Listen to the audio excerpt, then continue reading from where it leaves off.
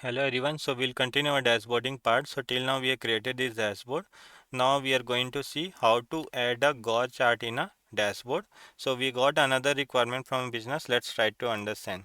So our business profit target is 5 million. Now show me the chart which tell how far from our target. So what actually business is saying, our business total profit target is 5 million.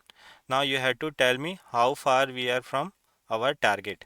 So that is the thing they want to know. For that we are going to use a Gauss chart. Now in previous video you have seen, right, we actually created one KPI. In the KPI also the similar kind of the visualization we have shown.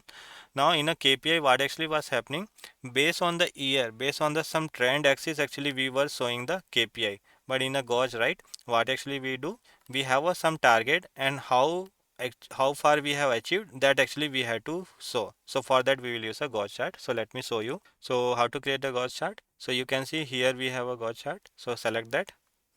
Once you will select, right, what you have to do, you can see what is the value, sum of sales. So we'll use a sum of sales and not sum of sales. This is a sum of profit.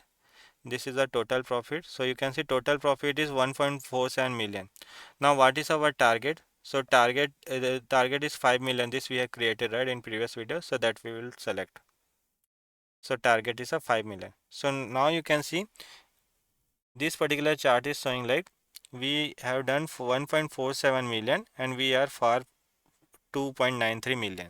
So 5 million is our total target, but we have done 1.47 million and 2.93 is pending. So like that actually we can show with the help of the Gauss chart. So I'll do the format painter. I'll apply the same so that we can see properly and we can increase the size. So I hope you got the idea how to create a Gauss chart.